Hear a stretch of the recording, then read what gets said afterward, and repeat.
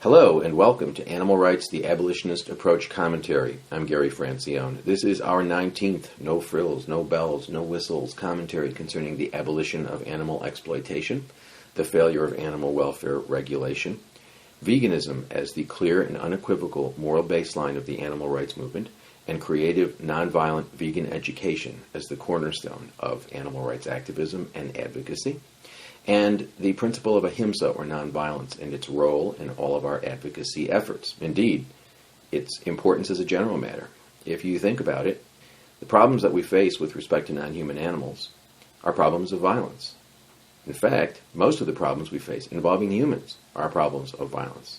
Racism, sexism, homophobia, all of these things are problems of violence. We are not going to solve problems of violence with more violence. Violence only begets violence. I'd like you to think about the animal rights movement as a new peace movement, as an all-encompassing peace movement, as a movement that includes all sentient beings, and that recognizes that the only way we're going to shift the paradigm is shifted away from violence and toward peace. In this commentary, I am going to talk about a topic that a number of you have asked me to speak about, which is the topic of how do we talk to non-vegans about veganism. And what I'd like to do in this commentary is to discuss with you 5 principles that I find helpful in thinking about talking with non-vegans about veganism, and I will share them with you for whatever value they have to you. And then, based on the feedback that I get from you, I can do future commentaries in which I address specific questions that you have or issues that have come up in your own vegan advocacy. I'd be happy to do that. But in this commentary, I will, as I said, share with you 5 principles that I think about and that shape my vegan advocacy and have for almost 30 years now. And then I will let you respond.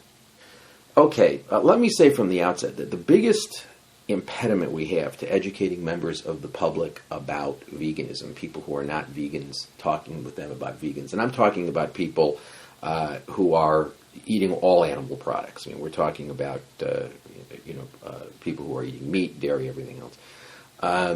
The biggest problem that we have is, unfortunately, the animal welfare movement and those people who claim to be vegan but do not want to promote veganism as a moral baseline and instead promote happy meat and flexitarianism and all that sort of thing. This is extremely problematic and makes our discussion with people very difficult, because when we are talking with them about veganism, what shapes their thinking is the fact that these animal organizations are promoting non-veganism and telling them that happy meat and happy eggs and happy milk and all this other stuff is okay, is good. And so that is a barrier. I mean, many times people say to me, well, why don't you just promote veganism? Why do you continue to criticize these organizations that promote welfarism and happy meat and all that sort of thing? And the answer is, unfortunately, part of the discussion with people about veganism is debunking this nonsense promoted by these welfare organizations that happy meat and happy eggs and happy milk and happy torture and all of this stuff really represents a significant improvement and allows them to discharge their moral obligations to animals. So why, what's veganism about? I mean, if I'm eating happy eggs, isn't that enough? Or, isn't that really a great step in the right direction? No, it's not. No, it's not. And so I want to share with you 2 things that have happened just in the past, basically half a day to me. Because these things happen every single day, and I'm sure that they happen to many of you as well. Last night I was in Whole Foods, And I take that back. All of the small health food stores that once existed in this area are gone. And one has a choice between Whole Foods and Trader Joe's for organic products and other things that people like us consume. And so I was in Whole Foods, and I was at the checkout. I actually have the number of conversations I have with people, both checkout people and people who are standing in back of me. The number of people, I actually view trips to Whole Foods as educational experiences in terms of, that's a place where I do vegan advocacy. I do it in the classroom, I do it in various public lectures, I do it on podcasts, I do it in books, but I also do it at the checkout line at Whole Foods. So I was standing there, and I had my stuff on the belt there, whatever you call it, and I had a number of cartons of this coconut milk fake ice cream. I guess I don't have it in front of me. I think it's purely decadent. I don't know. It's made by some company called Turtle Mountain in Eugene, Oregon, one of my favorite places. So I had a number of cartons. I'm not going to tell you how many cartons I had because it's a little embarrassing because I like this stuff a lot. And it's this coconut. It's the coconut non-dairy fake ice cream, but it's the coconut flavored coconut non-dairy fake ice cream.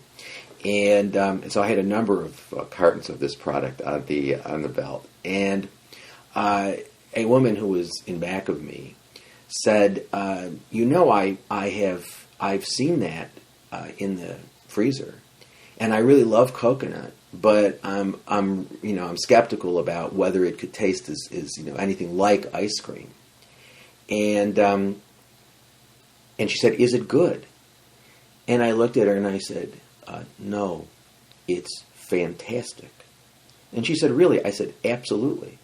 I said, "Why do you think I'm buying more than one carton of it?" And she said, "It's really good." I said, "Oh yeah." I said, "Let me be honest with you." I said, "I'm a vegan, and I haven't eaten cow ice cream in almost 30 years.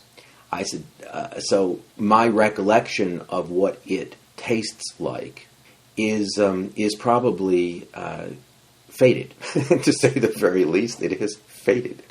And I said, but my recollection is such that I cannot remember, in the days in which I was not a vegan, I don't remember ever having a frozen confection that was as good as this stuff. And then we stopped talking completely about the coconut ice cream. She then switched to the fact that I told her that I haven't eaten cow's ice cream for 30 years and that I'm a vegan. She said, "You haven't had dairy products for 30 years? And I said, "No." And she said, "Do you miss them?" I said, "Not at all." I said, when I first became a vegan, in 82, 83, I don't know, it was a long time ago. I said the choices, the things, the substitute things that you could get, particularly if you wanted to continue to eat processed foods, which at that time, unfortunately, I did. The choices were scarce. And I said, but the choice is available now. I mean, you don't have to give up anything. You can continue to eat all the stuff that you want, including stuff like this. You can get frozen confections, you can get candies, you can get cookies, you can get cupcakes, you can get all sorts of things, and you can get fake meats and soy milks and stuff like that, and almond milks and whatever. And now by this time I'm checking out. And she said, "Do you have a few minutes and to talk with me about this?" She had a slightly larger number of things she was getting. And I said, "Yeah, sure," because one of the principal rules of my life, and I hope for at least some of yours, is never, ever, ever, ever pass up an opportunity to talk to somebody about veganism, particularly if they want to.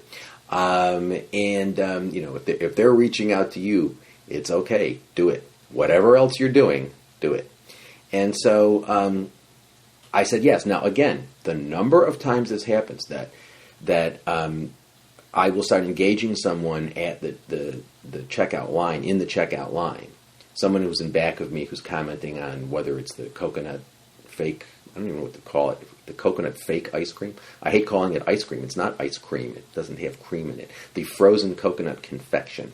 Or it's, the fact that I'm buying 6 heads of kale, or something like that. And someone will say, "What are you doing with that?" And I'll say, "I consume 1, sometimes 2 of these things a day."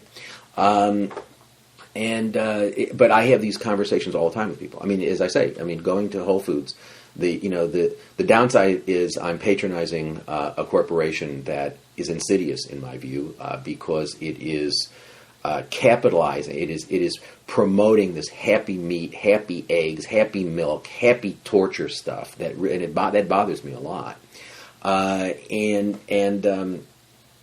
But the upside is that I have a marvelous opportunity every time I go, and almost every time I'm in there, I get involved in a discussion with somebody about veganism.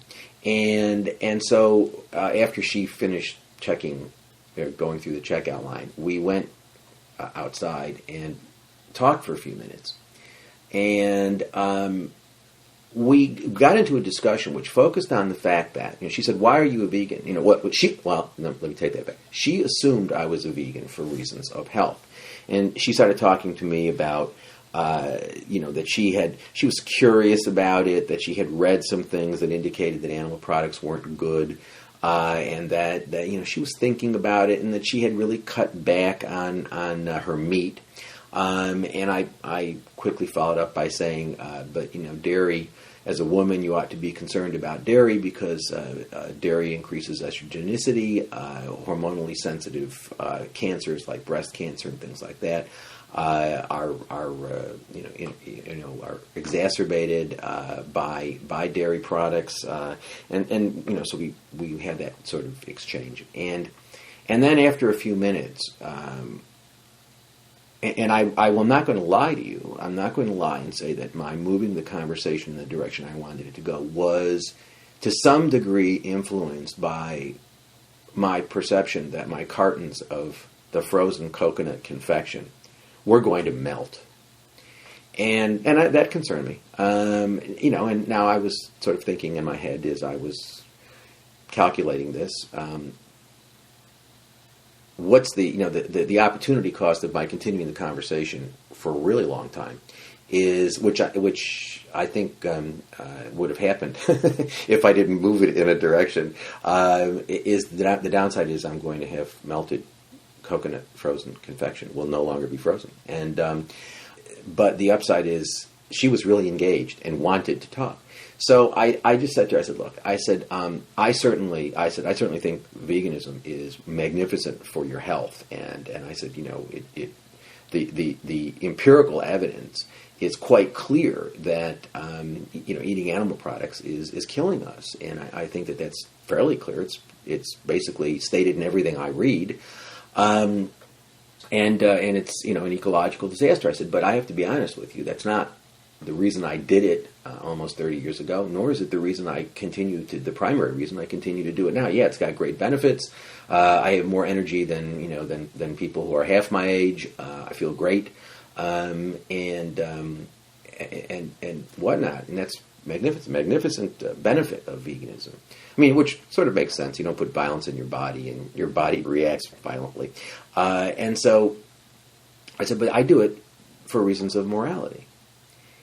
And she said, really? And I said, yeah, absolutely. I said, that's the reason I did it 30 years ago. And I said, it's the primary reason I continue to do it now. I said, it's got benefits, and I am concerned about the environment, and I'm certainly concerned about my health and stuff. But the main reason why I do it is that, it's just morally, it makes no sense morally. I mean, if you take morality, if you like animals, or if you think animals, you don't have to like them. If you consider them to be members of the moral community at all, however else you treat them, you got to rule out eating them or eating products made from them. And she said, did you see? She said there was a banner in Whole Foods, which was correct. There was a huge banner hanging from the ceiling, And I meant to write down what it said so that I could blog about it or include it in the podcast. But I didn't have a pen with me or anything to write it on. And I will do it at some point now that I know it's hanging there. But it basically was this banner that was hanging near the meat counter. It was hanging from the ceiling. It was a big banner. And it was something about how there's this animal compassion foundation that Whole Foods is promoting, and that, we treat our animals humanely, or some nonsense like that. This is hanging near all the rotting corpses that Whole Foods is selling. And she said, "Did you see that?" And I said, "Yeah, I did." And she said, "Well, don't you think that that Whole Foods is making progress in this direction?" I said, "No, absolutely not." I said, "First of all, I have no reason to believe, based on what I've read, that the animal compassion standards are resulting in any sort of significant welfare benefit for those animals." I said, "I think it's a marketing tool. It's something which, Whole Foods is trying to project this sort of happy meat. The animals are sort of lining up and saying, please let me become a cow in the animal compassion program of Whole Foods. Please let me be slaughtered in a temple-granted slaughterhouse." I mean, in my judgment, this is so surreal. It's hard for me to wrap my mind around. But anyway, I said, no, I don't think that there's a significant welfare benefit involved. I said, but think about this. I said, you and I are talking right now about veganism, and one of the things that you are thinking about is, should you be eating happy meat instead of, and she thought the happy meat thing was humorous. I guess she had not heard that before. But I said, you're thinking about eating happy meat as a response to the problem. I said, you on some level think of this as a problem, whether it's a health problem, a moral problem, and an environmental problem. But your response is eat happy meat. And I said, this is the problem in a nutshell. Is you have people who are you have this idea that the solution to the problem is happy meat. And I said, this is going to cause you to continue to consume these products rather than thinking about what I'm talking to you now about in terms of veganism as a matter of fundamental justice. We can't justify consuming animals. And I asked her, I said, this is always a safe question, do you have, or have you ever had, a dog or a cat or some other non-human companion that you really loved? And she said, yes, I have a dog now. And I said, do you love your dog? And she said, of course I do. And then she started telling me about some dog that she had that died, and she grieved for a really long period of time before she got this one. And, she loves this dog, and she doesn't know what's going to happen when this dog goes. And I said, I understand. I said, let me ask you a question. I said, have you ever thought about what the hell is the difference between this animal that you love, whose death you fear, and the cow or the pig or the chicken or the fish whose corpse you're going to stick a fork into when you go home? And she actually had she had bought some fish, and Whole Foods sells these. At least the one near my house has these like huge fish corpses sitting in ice bins and stuff like that. And the whole fish, and they're quite large. A lot of them are, and they sit in these ice things, these ice receptacles, to keep their rotting flesh from rotting faster. God, how can you put that into your system? I just don't understand it. Rotting flesh, rotting, decomposing animal products, and we stick them into our mouths as they're decomposing. In any event, so we had this discussion, and it's interesting because here, what is she focusing on? The fact that there's a banner hanging from the wall that makes her sort of feel better about this. Yeah, she knows that there's a lot of mistreatment of animals, and she knows, she's aware of this, but they're doing something. They have formed the Animal Compassion Foundation, and they're selling happy meat. And this is a step in the right direction. No, it is not. It is a step backward. Because what it is doing is deluding people into believing that happy meat involves a significant welfare benefit. It doesn't. It is the difference, as I've said before, and I will say again right now, for instance. Is there a difference between being waterboarded on a padded waterboard or on a bare waterboard? And the answer is, yeah, I guess. I guess there is some difference. The padded waterboard is probably A little more comfortable. But does it address the problem of the morality of torture? Is it a response? I mean, if somebody said to you, look, I'm really concerned about torture, so I want you to join my campaign for padded waterboards, you'd think they were nuts. Similarly, I mean, the Animal Compassion Foundation, all this happy meat stuff, these happy meat labels that all the organizations because all of the organizations, or many of the large organizations, are now actually promoting happy meat labels. They have things like Freedom Food in Britain, and they have things like Certified Humane Raised and Handled Here that organizations like HSUS are involved in and promote. I mean, these are stamps of approval on corpses, on animal products. These things don't involve significant welfare benefits. If you're a cow, you know what? The difference between being slaughtered in a Temple Grandin slaughterhouse and being slaughtered someplace else is a difference without a hell of a lot of distinction. Think about that. You're going to be slaughtered. So, Temple Grandin slaughterhouses, is that that's the answer? No, it's not the answer. These things involve relatively insignificant welfare benefits, if they involve welfare benefits at all. I mean, that's a big question. Okay? But they involve insignificant welfare benefits, in my view at least. And they make people feel more comfortable about continuing to consume animal products. So, it's not really the answer. As a matter of fact, it's part of the problem.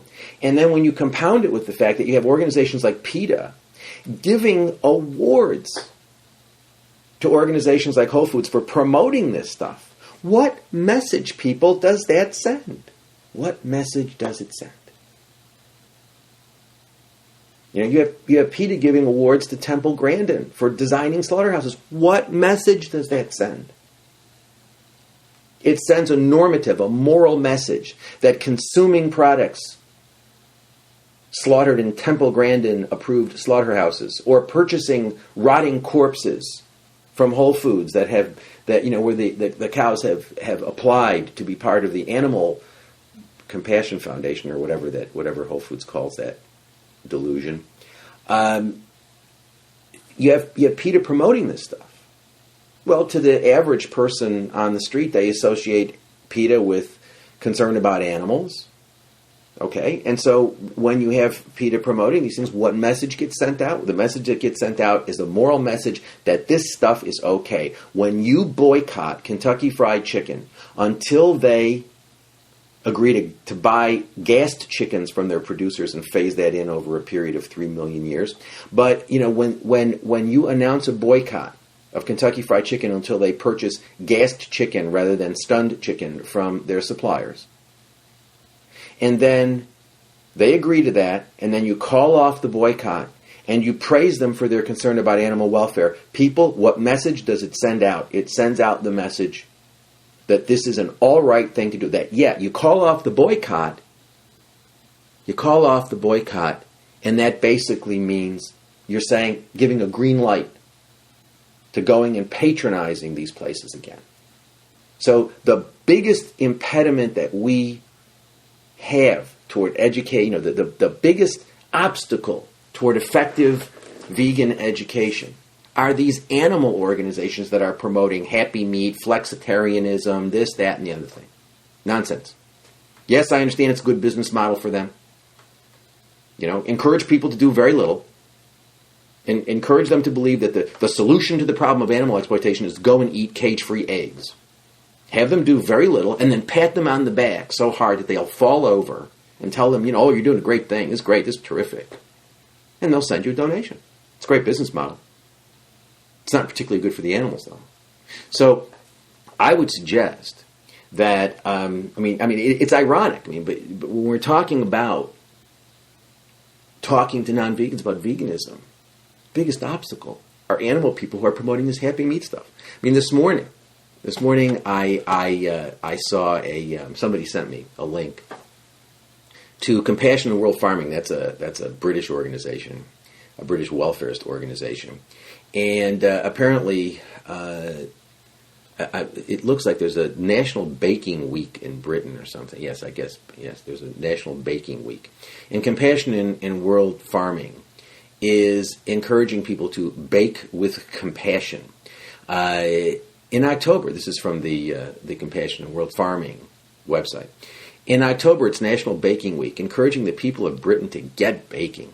But if people are baking, we need to make sure that they are using free-range and high-welfare ingredients.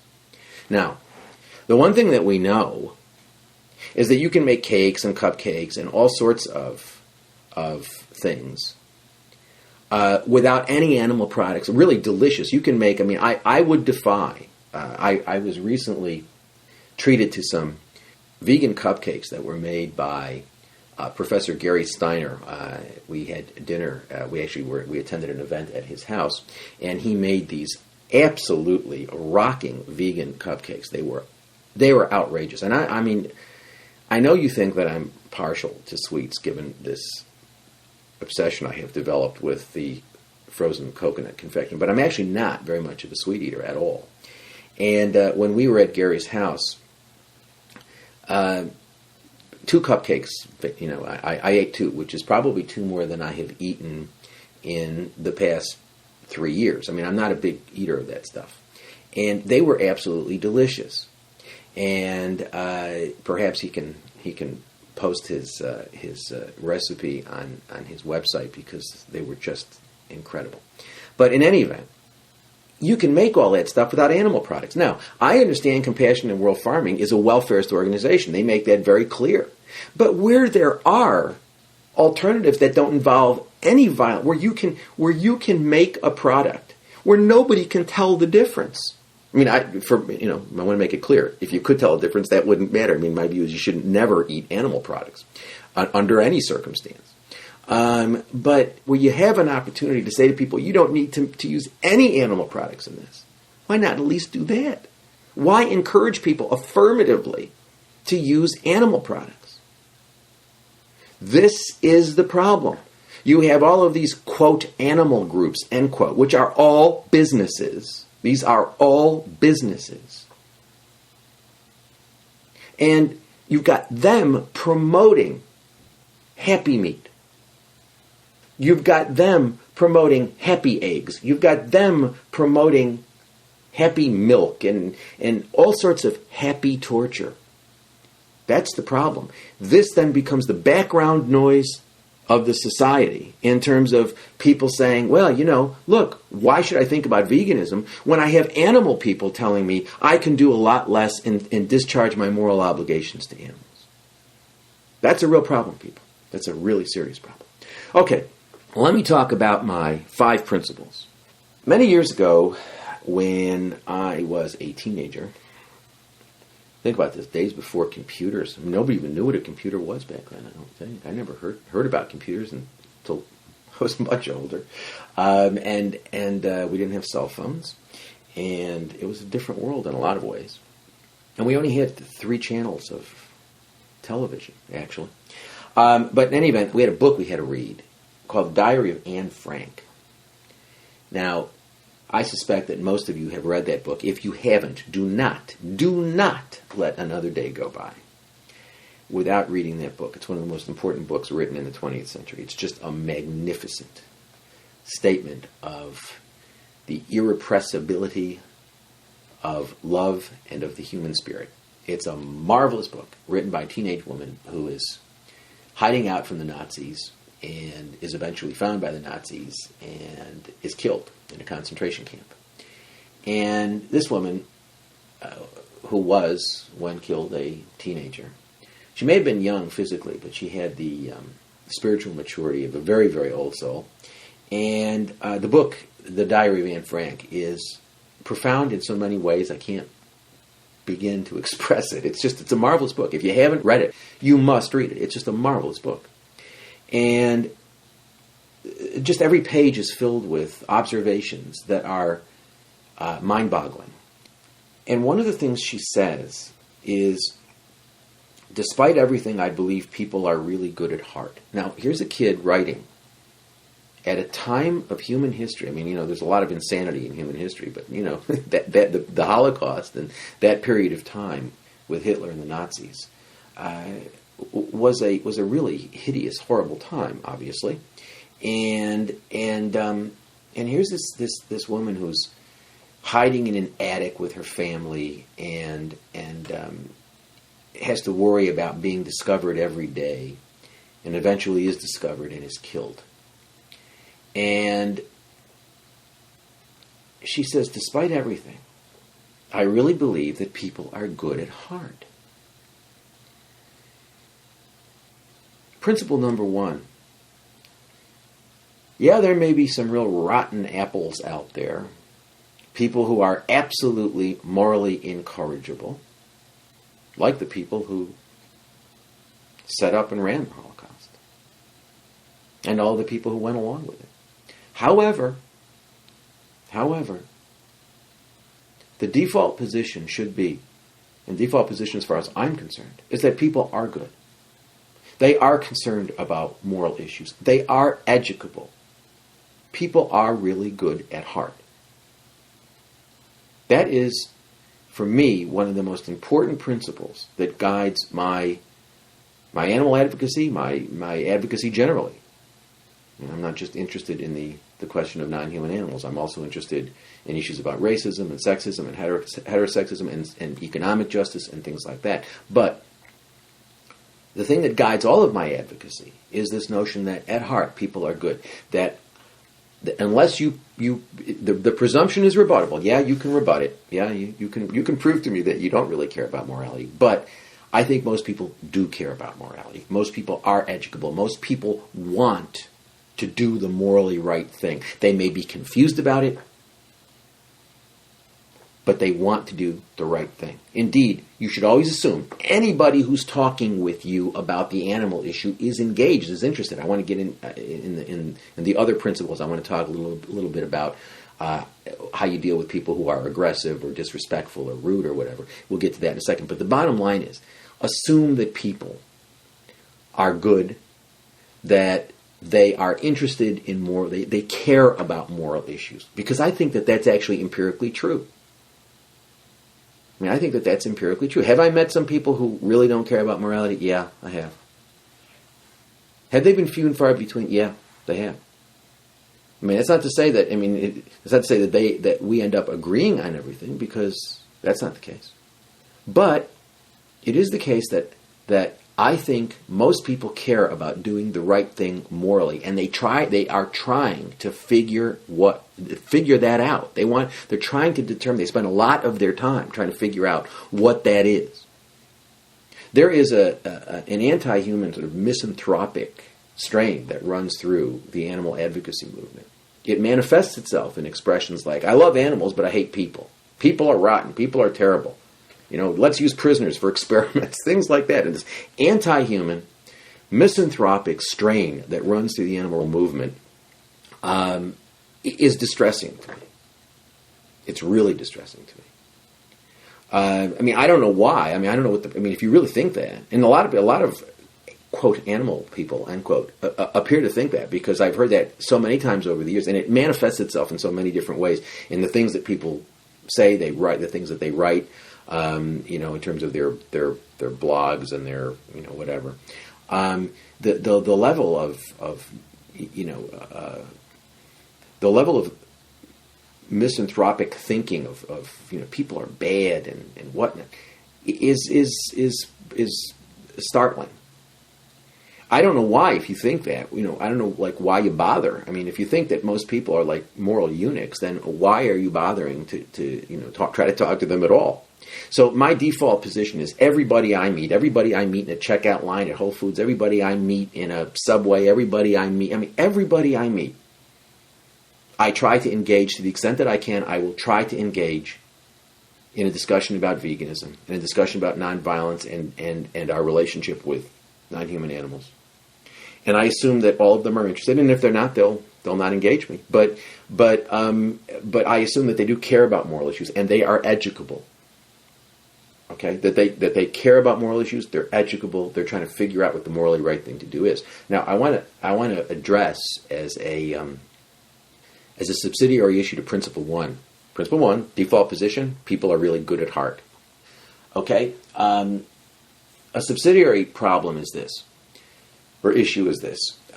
Frequently, when I talk about animal welfare, and I try to debunk animal welfare. I use imagery like I'll say, well, think about it. We think torture is bad. Would we campaign for humane torture? And most people, as a matter of fact, I can't remember a counterexample, but people don't. People say, yeah. I mean, it would be crazy. We wouldn't advocate for humane torture. Well, you think rape is bad? Well, of course I do. Well, you wouldn't advocate for humane rape, would you?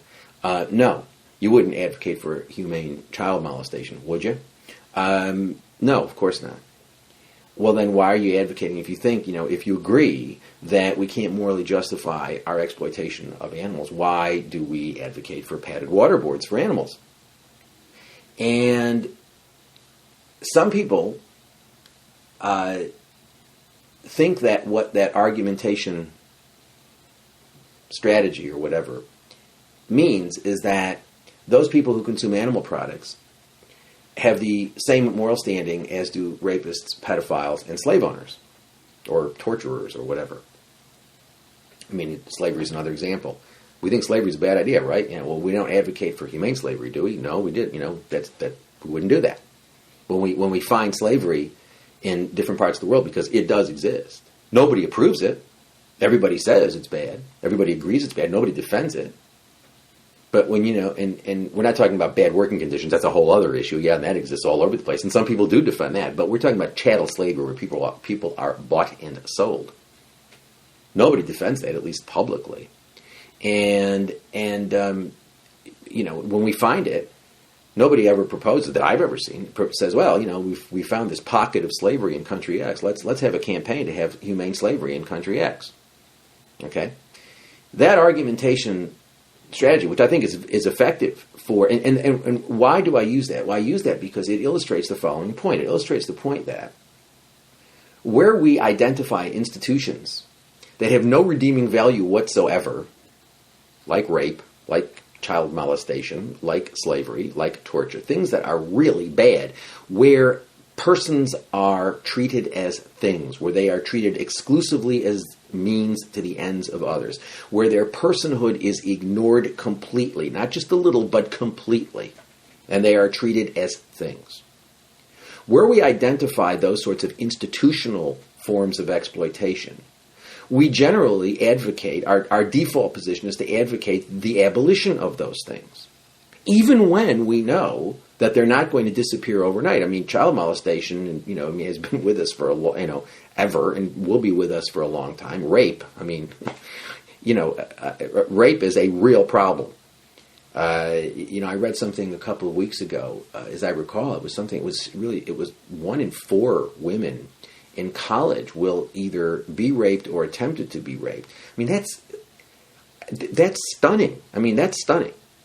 So it's not a question of, rape is going away or pedophilia is going away, and so it's all right to, not promote humane forms of those types of exploitation. Rape is a problem. It's been a problem forever in human history, which has been dominated in so many ways by men. But rape is a problem. Pedophilia is a problem. It has been a problem forever, but nobody advocates humane rape or humane pedophilia or humane slavery. And so when we identify these institutions, we advocate their abolition, not their regulation. And so my argument is, why don't we do the same for animals? Yes, it's ubiquitous, it's all over the place, but and it's not going to end overnight. But let's make a start by advocating veganism and try to educate people about veganism, because ultimately that's the only thing that's going to work, the only thing that's going to shift us from the paradigm of animals as property to animals as persons, is by decreasing the demand, and decreasing the demand on a wide-scale basis. We can do this. We can educate. I'm absolutely convinced that we can educate people about this. I see it in my own life, and I talk to people all the time who are engaging in effective vegan advocacy without any large organization, without any money. They're doing it, and they're having an effect. I see it all the time. So this is not to say, when I use this argumentation strategy or whatever you want to call it, I am not trying to encourage people to think that And I always make clear that I'm not saying, because if I'm asked, if someone says, well, are you saying because I consume animal products, I'm the same as a rapist or a child molester or a slave owner? I always respond to that by saying, the institutions of slave ownership, of rape, of child molestation, these are all similar to animal exploitation in that they completely ignore the personhood of moral persons. They are institutions which treat moral persons exclusively as means to the ends of others and thereby turn them into things who are outside of the moral community. So in that sense, these institutions are the same. And actually, many of the attempts to regulate slavery failed for the same reason, because human slavery and animal ownership and exploitation, the institution of animal exploitation and ownership, function similarly as economic matters. I mean, animal welfare doesn't work, neither did slave welfare. So there were lots of laws that supposedly protected slaves, and they didn't work.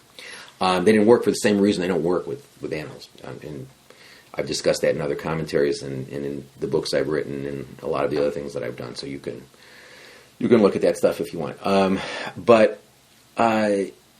So yeah, the institutions are similar, but this is not to say that everybody who consumes animal products has the moral status of a rapist or a child molester, whatever. Morality is a matter of intention, at least as far as I'm concerned, and I realize that may be controversial with some people, and that's fine. But as far as I'm concerned, morality is primarily a matter of intention. It's what are your intentions, and somebody who is consuming animal products, do I think that's a good thing? No. Do I think they're acting immorally? Yeah, they're engaging in actions which I think cannot be morally justified. But as far as making judgments about their personal moral integrity, yeah, I'm real critical of animal welfare. I'm real critical of the consumption of animal products. But I do not make judgments, moral judgments about people. And I would encourage you not to do that either. Because morality is a matter of intention. Most people don't know real. I mean, people need to be educated so that they can make intelligent moral choices. Now, if you get to a point, and this is a problem that we all have with our personal relationships, right? I mean, you get to a point where someone's really educated and understands everything, and then turns to you and says, and maybe you've had this experience, I have in my life. I mean, I've been doing it for 30 years, so there are very few experiences in this regard I have not had. But where somebody turns to you and says, I know what you're saying. What you're saying is right. I agree with what you're saying, and I don't care. I mean, yeah, you're absolutely right. There is no moral justification for what I'm doing, and I don't care. That can, that you may come to a point with somebody where you've educated them, and they understand, and they turn to you and say, I don't care. I'm going to continue this behavior because I don't care. Then you have to make a decision about the moral integrity of that person. But where you live in a society where animal consumption is ubiquitous, I mean, everybody does it, and they do it all the time. Most people can't think clearly about this because they've never been asked to think clearly about it. They could if they were educated, which is what this enterprise is all about, isn't it? Is educating them. They could think clearly about it. But no one's asking them to. So, I think it's really important to realize principle one, default position, people are really good at heart, they care about morality, they're educable. Okay? Don't make moral judgments about them. You can assess the morality of actions and of institutions. Yes.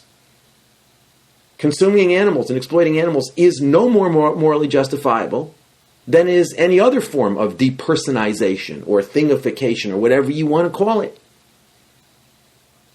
But that doesn't mean that everybody who engages in consuming animals is morally the same as a rapist or a pedophile or whatever.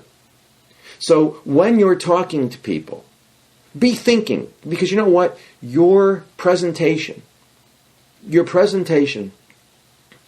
when you're talking to people is influenced by these sorts of feelings that you have. And so if your default position is people are good, and the person I'm talking to may be doing things I don't like, but you know what? I'm going to try to ignite the spark in that person. I'm going to try to get to what's really fundamentally good in that person, and I'm going to shake it up a little bit, and I'm going to get that person to see a different moral vision. And I know I can do it because I know that spark is waiting to be ignited, and I can do it. And I'm not going to make moral judgments about this person. I'm not going to, while I'm talking with this person, be thinking, this is a bad person. I'm not going to think that. I'm going to think this is a person who's struggling, who's trying to find a way. And I'm honored to be a part of that. That's principle number 1. Principle number 2. Default position, people aren't stupid. There is a strain of elitism that runs through the animal movement that is disconcerting beyond all belief. This idea, well, we can't talk to people. As a matter of fact, again, every day, I could point to examples that I engage in, that I encounter every single day of these things that I'm talking about. For example, this morning, I had an exchange on Twitter with something called Vegan Etsy, I think, ETSY. And it's apparently some collective of people who have vegan businesses. And they were criticizing me because they were saying that I'm just not realistic, or delusional, I believe is what they said, because people aren't going to become vegan overnight. Well, I never said that they were going to become vegan overnight. What I'm saying is that we ought to be clear. And they were responding to my criticism of Meat-Free Monday. I think Meat-Free Monday is absurd.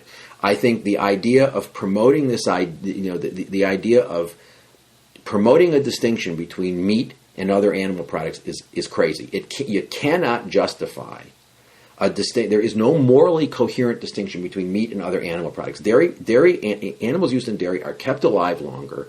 They're treated, as a general matter, they're treated every bit as badly, if not worse, than animals used for meat, which is pretty hard to do. But they're treated horribly.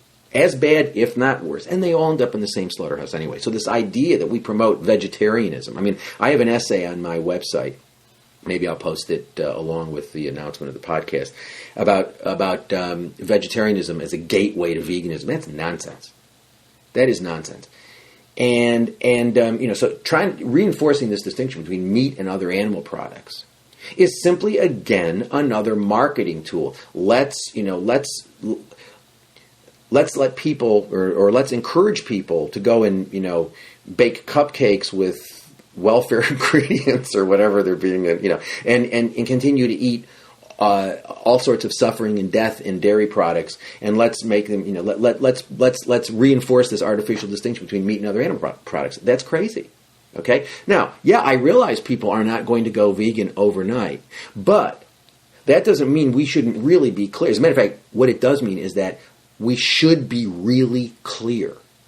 We should be really clear and present a clear, unequivocal vegan message. Going back to principle 1, not in a judgmental way. In a way in which we take the other person seriously as a moral interlocutor. Somebody who's having a serious discussion with us. Somebody that we believe is good at heart, who does care about moral issues. Okay? But we ought to be clear with people that no consumption of animal products can be justified. All of these distinctions that we're making are totally arbitrary. Animal people are all upset this morning because somebody named Lady Gaga, and you know what? I do not believe I have ever. I assume she's a singer or an actress or something. I don't know what she is, but I've heard of her before, but I don't really know anything about her. Except I know that animal people are upset this morning because she showed up at something last night with a meat dress, and last week they were upset because she was in a meat bikini. My friends, let me ask you a question. What the hell is the difference between a meat dress and a leather jacket? Answer, there is none. So what are we all upset about? We draw these crazy distinctions, fur and leather and wool. It's all the same. If you think wool is different from fur or leather, you don't know how wool is produced. Educate yourself. Educate yourself about mulesing, the practice of mulesing. Go and watch shearing. It's horribly violent. And you know what? What do you think? Those sheep die of old age? They die in slaughterhouses. So the wool that you're wearing right now may have been shorn from an animal that was on his or her way to the slaughterhouse. Not that it would matter, because they're all going to go to the slaughterhouse anyway. But it's all it's all violent. It all results in suffering, in trauma, in distress, in pain. and death. There is no distinction. Fur, wool, leather, silk, all the same. Meat, dairy, eggs, whatever. Doesn't matter. It's all the same. And we ought to be really clear on that. If somebody says, hey, look, I hear what you're saying, and I'm going to take my own steps, this is how I'm going to do it. That's fine, obviously. Encourage people, give them as much support as you can, as much education as you can, reach out to them as much as they want to be reached out to. That's great. And if they say, look, I'm going to have my own meat-free Monday, and then I'll have my own dairy-free Tuesday, and, my own wool-free Wednesday, or whatever they can do. But the message ought to be clear that we as vegan advocates should never be taking the position. If we care about animals as members of the moral community and you believe that we have no justification for using animals, however humanely we treat them, then our message ought to be clear that there is no moral justification for using any of them. So if somebody says to me, if somebody comes up to me, as they frequently do, I've given up meat. And, and I said, well, I understand. I understand that you think that that's a real step forward. I said, but, what about the rest of the stuff? And the response I'll get is, well, this is the first step I'm taking. Okay, fine. That's great. However, delude thyself not. If you think that eating that dairy stuff that you're eating, if you think that that's like resulting in less suffering, there's probably more suffering in a glass of milk than there is in a pound of steak. I wouldn't consume either of them. But the idea that dairy is some benign product is crazy. It is absolutely crazy. There is an enormous amount of violence and death in dairy products. And all sorts of stuff. Go to a dairy farm someday. Watch what happens when the cows have their calves taken away. Watch it. I suggest to you, if you hear the cries of the mother, you'll never stick that stuff into your body again. I did that many years ago. I still have nightmares when I visited a dairy farm many, many years. I've seen a number of them, but one that I saw a long time ago. Actually, a very small dairy farm. A dairy farm that most animal advocates would say, this is a very humane place. And relative to the huge places, I suppose there were differences. But as far as I'm concerned, there were differences without a bottom line distinction.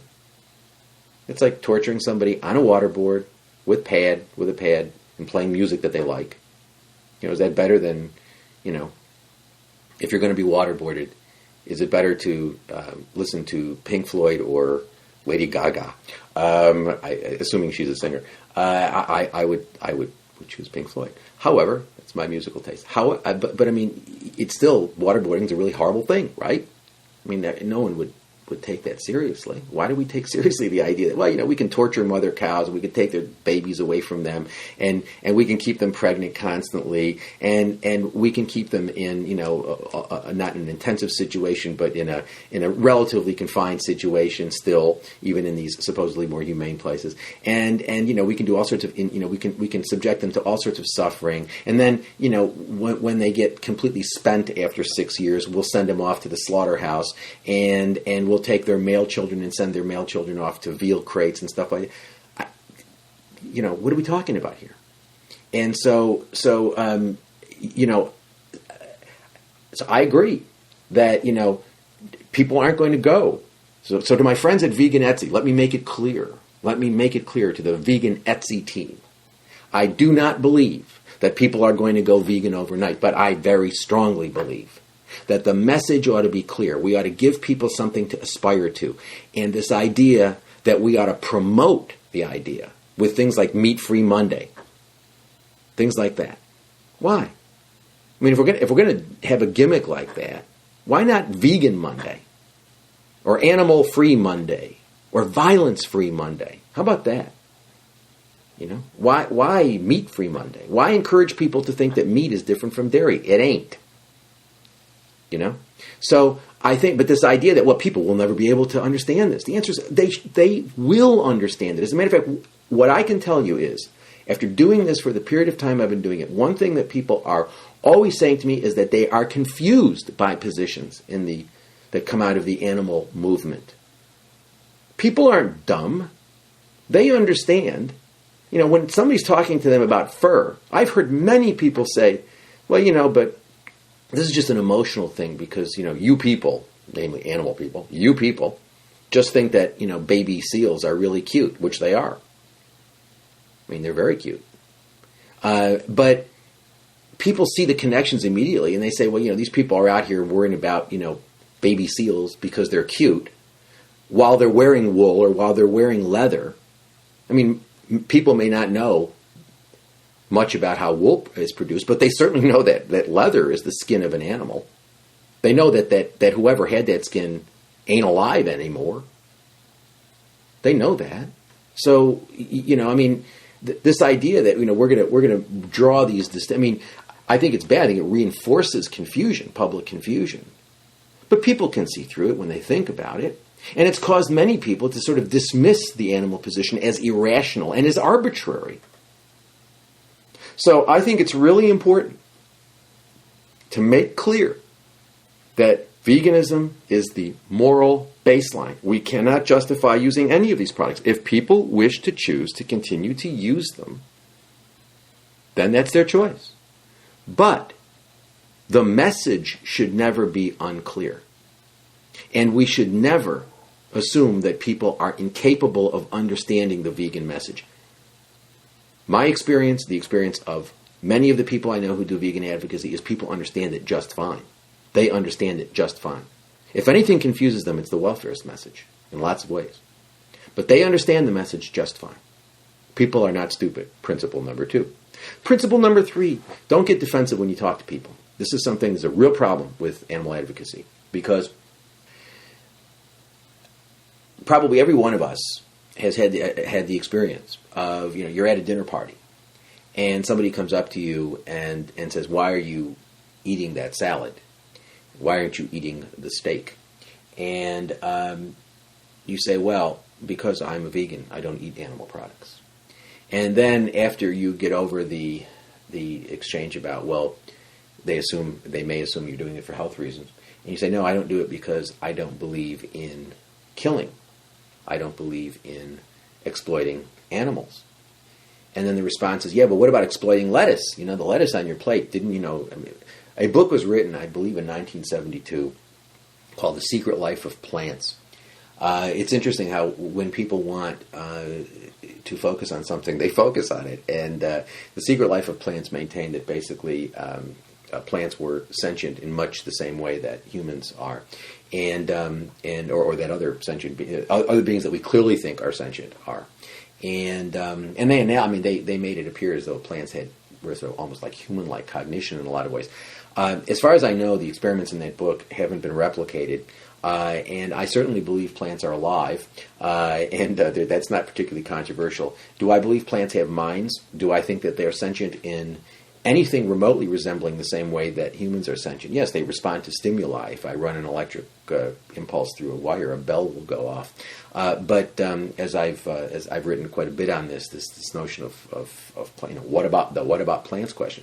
But people come up to you and ask that question, and a lot of animal advocates get very defensive because it's often asked in a sarcastic way or in a way in which you feel that your position, your moral position, is being denigrated. Think about this: if somebody really if somebody really is not engaged or doesn't want to engage you, and they walk up to you and they say, why aren't you eating the steak? And you say, because I have a moral issue with consuming animal products, I don't eat steak. If they really don't care, they shrug their shoulders and say, well, that's more for me, and they walk away. They don't engage you. Somebody who comes up, I almost always assume that, well, no, I don't always. My default position for Rule 3. Rule 1, default position, people are good at heart. Rule 2, default position, people are not stupid. They can understand the vegan message, despite what these organizations tell us that people will never be able to understand the vegan message. You have to sort of feed it to them in incremental happy meat bits. And principle number 3, their default position should be anybody who's talking with you about the topic wants to and is seeking a way to get into it with you that will not unduly disrupt that person's comfort level. That's an important thing. I mean, you've got to make sure when you're having these discussions with people, which can be very intense. I mean, the conversation I had with the person at Whole Foods yesterday was pretty intense. But I believe that for the most part, I can pull off that sort of conversation because of principle number one. I believe she's good at heart. Principle number two, I believe she's not stupid. And principle number three, nothing she says is going to get me to react. I will respond to what she says, but I'm not going to react to what she says. Now, she didn't say anything that was sarcastic or rude, and people often do. And people will often get defensive, and they will get rude with you. And don't respond by getting defensive as well, because then that just makes the conversation sort of spiral downward. Understand that we are confronting an entrenched behavior that has so many cultural roots to it that when you are talking with someone about veganism, what they may be hearing is, they're thinking about Thanksgiving dinners with their grandmother who died last year and how much they loved her and how you're spoiling that memory now and things like that. I mean, you're talking about a cultural about an activity that is so woven into our day-to-day experience that it should not surprise us that when we discuss this issue with people, we get the silly, the sarcastic and sometimes the rude responses and things like that. And people say things to us that we think we interpret as denigrating our moral position, and maybe they are intended to do that. But always remember, if the person really didn't, if the person wasn't engaging you on some level, they would just walk away. And now, are there some people who are just, loutish and nasty and rude, and you're never going to get anywhere with them? Yes, there are. But the default position should be that somebody says to you, or gives you a catch-a question. What do your dogs eat? Well, they're vegans. I mean, they are vegans. And however, I always say, but I have friends who have cats. I have very, very committed vegan friends who have cats. And I've never lived with a cat. And I don't really understand, I don't know. I mean, the dogs prosper on a vegan diet. They absolutely love it. And our dogs are very, very healthy, and they live to be ancient. They get to, and we adopt dogs that have health problems in some cases, and we've had tremendous experience with using vegan diets in terms of really increasing their longevity, keeping them more active, and things like that. And so, rotting flesh, I don't think is really very good for anybody. But I have friends who have cats, and these are committed vegan people. These are people who don't eat, wear, or use animal products. These are people who devote a lot of their time and energy to vegan outreach and vegan advocacy. They don't. I don't mean, when I say vegan outreach, I don't mean the organization Vegan Outreach, which I don't even consider to be a vegan organization. I consider it to be a flexitarian organization. But they're engaged in vegan advocacy. And they have cats that who have had health problems on vegan diets, and they're really frustrated, and they end up feeding their cat some animal products. Now, do I think that that's a good idea? No, and I confront that when people ask me what my dogs eat, and I say they're vegans. But if what you really want to get to is, would I feed my dogs meat if it were absolutely necessary? And the answer is, it would be a hell of a horrible thing for me, and I would not think it was morally justifiable. But I don't know what the answer is, because we've created this nightmare called domestication. We've created a nightmare called, we have a nightmare of domesticated animals. And what are we going to do with them? I mean, it's not morally acceptable to sort of say, well, to hell with them, let them starve, or I'm going to throw them outside and let them starve. And if they do well, they do well, and if they don't, they don't. I don't think that's an all right option. I'm not happy about the option of feeding cats cat food, meat cat food. I'm not happy about that. I don't think it's morally justifiable. It may be morally excusable. There's a difference between saying something's justifiable and saying it's excusable. It doesn't mean it's right. It means there are situations where we don't really have a good choice. You know, there are situations where we don't really have a good choice. If I were on a desert island and there were absolutely no vegetable products around, would I, after a period of time of starvation, if there were only animals to eat, would I kill and eat an animal? And the answer is, I'm sure that I would. But if I were on a desert island with a human being, and there were no vegetables around, and there was nothing around to eat, nothing, absolutely nothing around to eat, would I kill a human being to survive? And the answer is, well, it's a pretty disgusting thought. But then again, so is eating a rabbit. But would I kill a human being? And the answer is, well, people have done that, and they do that. Is it justifiable? No. Is it excusable? In other words, is it a wrong thing? But we understand why you do it. And the answer is, yeah. When you're starving to death, you do things like that, and because you don't really have a good choice. You have the choice of either starving to death or killing someone. Well, do I think it's a good idea? No. Do I think it's justifiable? No. Do I think it's excusable? Yes, I do. If in fact there are no other choices, because sometimes you're just in a situation where everything, because of the situation you've been placed in. So similarly, those people who live with cats, oftentimes people ask me that question, what do you do about, what about vegan, what about feeding cats meat? And I always ask them, are you vegan? And many times they say, no, I'm not. And I say, well, then what the hell are we talking about your cats for? You can make, you can survive, you can prosper, you can be really healthy on a vegan diet. Why are you choosing to continue to eat meat for no good reason, or dairy for no good reason, honey for no good reason, whatever? Why are you continuing to consume that stuff? Let's not worry about your cats, let's worry about you. Or let's not worry about cats as a general matter, let's worry about humans who can make choices. So the catch-a questions, they're there. But people, you shouldn't interpret that. You shouldn't interpret the catch-a questions as hostile. People are trying to sort of see what your moral principles are, and one way that people test moral principles is in this way of asking you questions to see how far your principle goes, because there's a tendency to think that if you don't know where to draw the line, then your principle is too open-ended and meaningless. That's wrong, and we need to show people that that's wrong and that they recognize that that's wrong. Okay? All right. And when people come up and say, what about the screaming lettuce and things like that, again, is it annoying? Sure, it's annoying. It's extremely annoying. But people are not comfortable. They're not comfortable. They're trying to find a way to discuss it with you, which will diffuse the tension. And they wouldn't be making the comment in 95% of the cases. They wouldn't be making the comment that you're interpreting to be sarcastic. They wouldn't be making the comment if they really didn't want to engage you. They're trying to figure out a way to get in. They're trying to figure out a way. How do I start this discussion without it becoming too serious?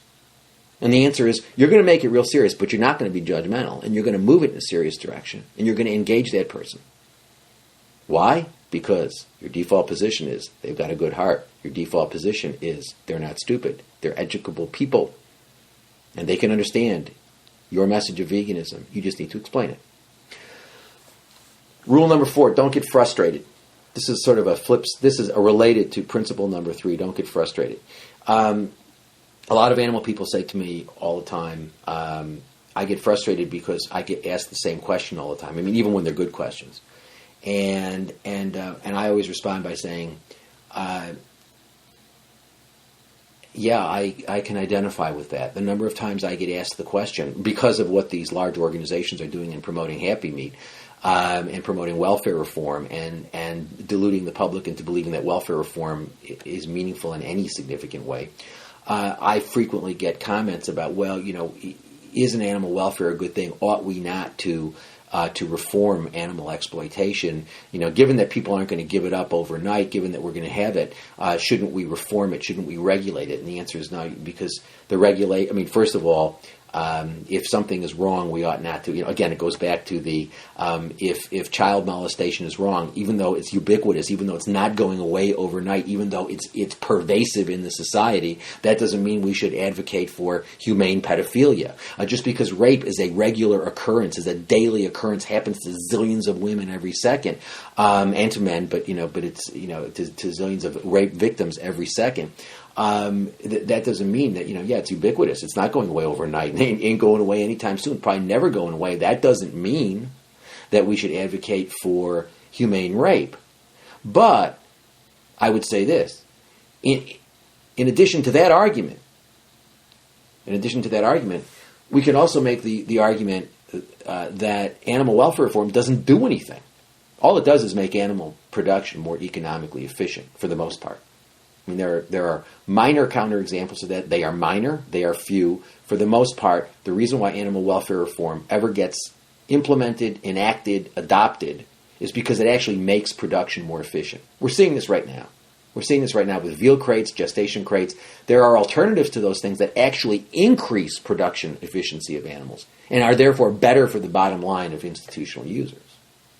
So, don't get frustrated. People ask you the same question 8 million times. Let me say this.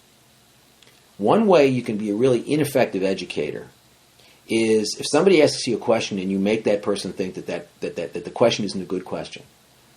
Always engage the person you're talking to. Because that person is coming to you sincerely. The person who was asking you the question that you've been asked 43 million times before, that person wasn't part of those 43 million other discussions. And so this person is struggling, trying to understand an idea. And she asks you a question. And to the extent that you sort of sigh and convey to her that her question's a bad question, a dumb question, or whatever, you're not going to get that person. You're not going to get that person involved in the sort of intimacy you need. Education, really effective education, is a form of intimacy. And you're not going to achieve that level of intimacy if you convey to that person that her question or her concerns are things you've heard before or things that you don't really want to talk about, whatever. I've been asked probably, I mean conservatively, 10,000 times about animal welfare reform. Here, in Europe, it's a question I have been asked countless numbers of times. And every time I am asked it, I try my very hardest to convey to the person who asked me the question the level of enthusiasm and excitement that I would have if I were being asked the question for the very first time. Always, always, always be enthusiastic. Engage the person who's asking you the question. Never let that person feel that her question is a dumb question or one that you don't want to answer because you've answered it 53 million times before. Don't do that. If you want to achieve the level of intimacy you need to educate, every time you hear a question, it's the first time you've heard that question. Okay, final principle. 1, default position should be people have good hearts. They care about morality. Principle number 2, default position, people aren't stupid. Principle number 3, don't get defensive. Respond, don't react. I like that, actually. Respond, don't react. That's principle number 3. 4, don't get frustrated. Every time you're asked a question that you've been asked many times before, treat it as though you're hearing it for the first time. Engage the person you're talking to. Engage the person you're talking to. Make that person feel, and I don't care whether you're talking to a group of 300 or 500 people, make that person feel as though that person is the only person in the room, and you're totally into what that person is asking you. That's how you educate. The fifth principle, you need to learn some basics. One of the things I find very disconcerting is people in the animal movement, and I suspect this is true of other social movements, although I think it's particular. I mean, I am involved in other social movements, and And I find it disconcerting the extent to which people who are relatively new to animal advocacy, start websites and blogs and whatnot, and many of them don't know what they're talking about. Now that's fine. I mean, it's the internet is, at least right now, still free, but and so people ought to express themselves however they want them to express themselves. But if you want to be effective educators, that's the big if, that's the conditional. If you want to be effective educators, then you really need to understand. You need to understand the basics. And I mean, if you're going to talk to people about animal rights theory, know some. I mean, the number of people, I've known a lot of people who own books. They own various books, whether they're written by me or Tom Reagan or Peter Singer or other people. They have books. They own the books. It's not clear they read them. As a matter of fact, it's somewhat clear they don't read them. I mean, the number of times that people have said to me when I said, but Peter Singer doesn't support animal rights. As a matter of fact, his moral position of utilitarianism, he's a consequentialist philosopher. He rejects the idea of moral rights. And people look at me and say, well, but wait a minute. Are you telling me that animal liberation did not promote animal rights? I said, no. If you read the book, he explicitly says that he does not embrace the notion or accept the notion of moral rights for animals. He's a utilitarian. They don't. It's part of what utilitarianism is the notion that you can't have rules that rule things out, because that's what rights do. Rights say there are certain things you can't do, and the utilitarian says you've got to be able to do everything if it'll maximize the good consequences. So if using one human or 10 humans to find a cure for cancer will find a cure for cancer, then to say that they have rights not to be used in that way would deprive us of the benefits of finding a cure for cancer by subjecting them to a very painful set of experiments and killing them. That's what utilitarianism is, right? So, but the number of people have said to me, I'm really surprised. You said earlier, did I hear you correctly in your lecture to say that Peter Singer does not support animal rights? And the answer is, yeah, read what he says. Read what he says. It's no secret right there in the book. So it's important to read things. It's important to learn. It's important to understand the basics before you owe that to if you're going to be an educator for animals, then as much as I respect the fact that many of you really feel passionately about it and you have a great deal of emotion invested and you really want to change the world, you can't change the world without changing the way people think, and you can't change the way people think without being able to address their concerns, show that their arguments are invalid or not sound. And in order to do that, you have to understand the basics. So read things, learn things. Learn about the ecological effects of animal agriculture. Learn about the health. So at least some of the, learn about it. So at least you can converse with people. So that when people say, oh, don't you need animal products for protein? Yet another thing we've all heard many, many times.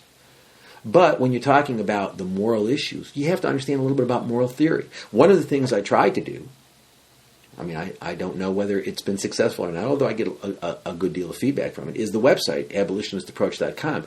The primary purpose for the website was to present educational materials in an internet age where people aren't reading a lot of books, and to try to present the ideas. We have a section on videos, and I've got theory of animal rights, animals as property, animal rights versus animal welfare, etc. And you watch the things, and the idea was, well, yeah, if you write Introduction to Animal Rights, you get a lot more out of it than watching this 30-minute flash presentation. But if you're not going to read the book, then what I want to do is get you to focus on the structure of the argument that I present in the book. So that's what I do in Theory of Animal Rights. In Animal Rights versus Animal Welfare, I explain the basic differences. If you're not going to read Rain Without Thunder, which I think is a book that I wrote the book to try to inform people about the distinction between animal rights and animal welfare. If you're not going to read the book, at least watch the flash presentation, which talks about the distinction between animal rights and animal welfare. Now, are you going to get everything out of that you're going to get out of the book? The answer is no. But if you're not going to read the book, or if you want a condensed version of what the argument is, look at the video. Look at the flash presentation. Animals as property. Again, I wrote a whole book on that in 1995. God, it was a long time ago. But in 1995, I wrote Animals, Property, and the Law. It's a very lengthy book. It's a book which presents the argument that because animals are property, because they have the economic status of chattel property, animal welfare reform is never really going to provide significant protection for their interests. Now, there's a condensed version called Animals as Property on the video page. It's a flash presentation. You sit, you watch it. You at least get the structure of the arguments. We have flyers that you can download for free. There are my flyers that other people have done. There are the blog essays, in which what I try to do is take ideas and present them in simple ways. So I'm sure there are other resources out there that, and indeed I link to a bunch of them on the site.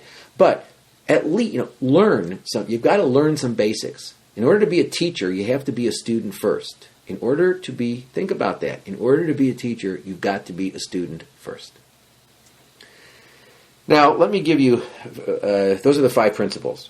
1, default position. Everyone that you're talking with has a good heart, a real spark in there, a spark of moral spirit, and you're there to, you're there to get that going into a conflagration that is going to change their lives and move them in the direction of nonviolence in all aspects of their lives and get them to stop eating, wearing, and consuming non-human animals. Principle number 2, people are not stupid. That should be your default position. No one is incapable. I always tell my students, my law students, you want to know if you understand something? Try to see if you can explain it to a reasonably intelligent, not a brilliant, but an average, a 15-year-old or a teenager of reasonable intelligence. If you can't, you don't understand the issue.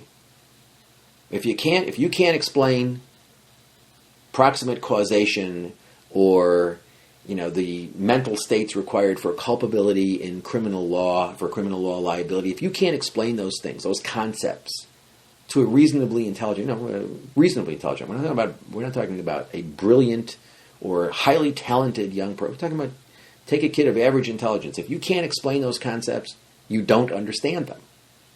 Okay? And education. We should always be simple without being simplistic. We should always be simple without being simplistic. And there's no idea that you can, I don't care what it is. If you understand quantum physics, you can explain it to a kid. If you don't, you can't. If it's confused in your mind, you will not be a good teacher. And so assume people are not stupid. They can understand things. The burden's on you to make it clear. The burden is on you to be a good teacher. Burden is on you to be a good teacher. Don't get defensive with people. Respond, don't react. Respond, don't react. Principle 4, don't get frustrated. And always treat the question you get, or always respond to the question you get as though it's the first time you've ever heard that question. Principle 5, learn some basics. Before you become a teacher, you have to be a student first. Let me give you just a couple of quick examples before I end this commentary, because I do have to get off to school. And that is, people always say, well, how do you start a conversation?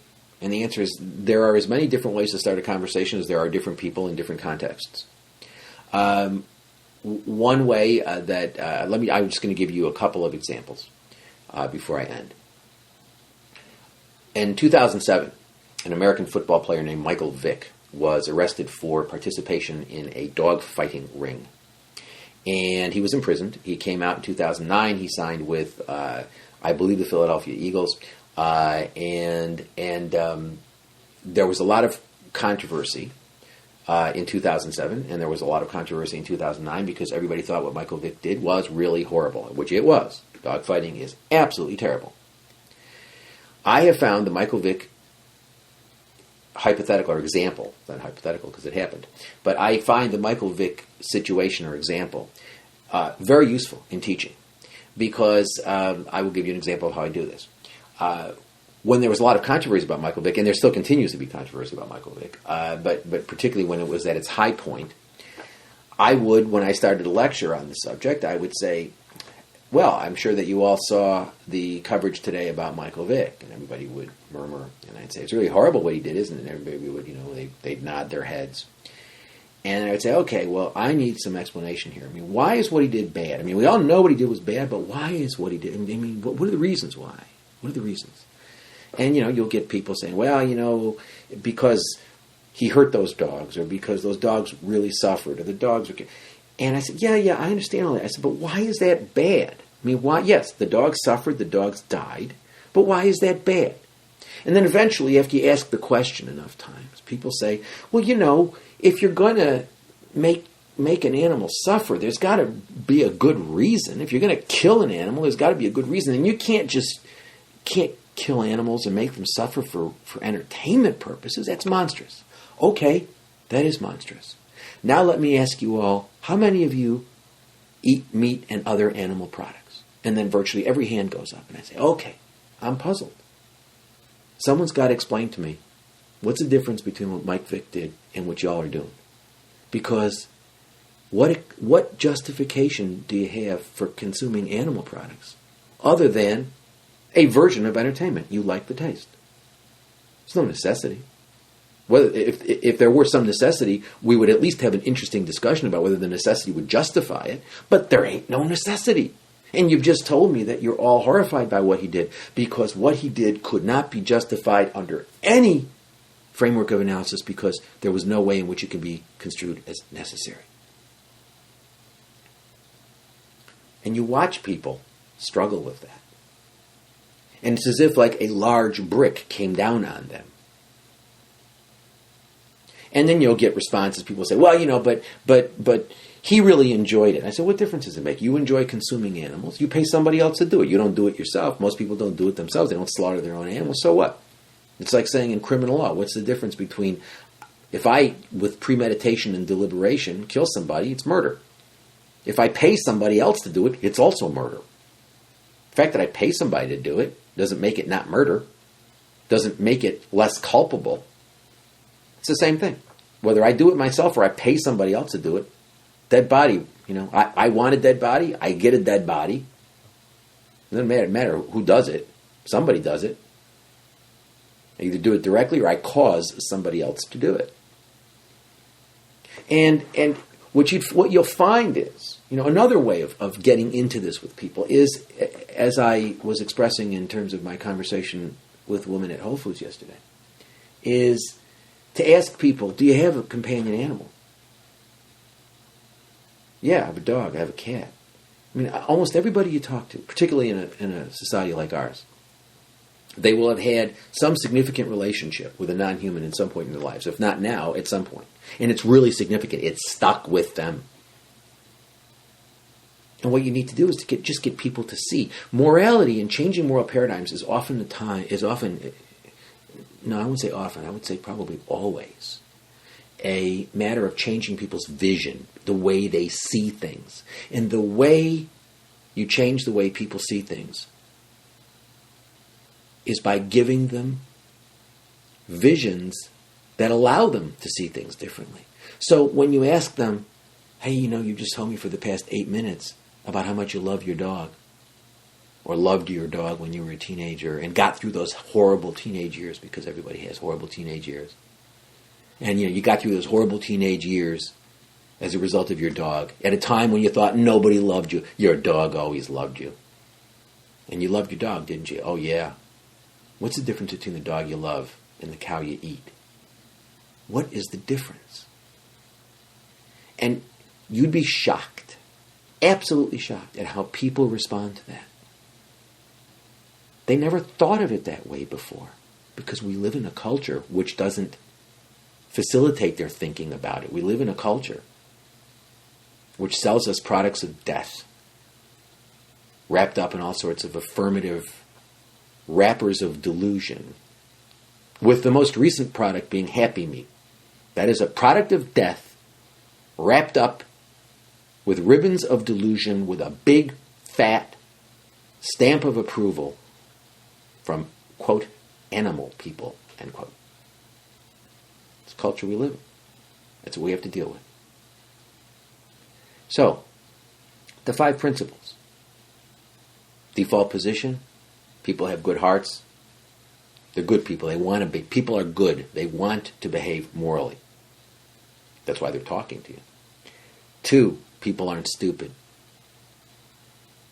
Your burden as an educator is learning how to explain things in simple but not simplistic ways. Making use of 3 minutes if you have it with somebody, or being able to engage them for 10 minutes or for 10 hours. People aren't stupid. They can learn. We live in a culture which does not facilitate critical thinking.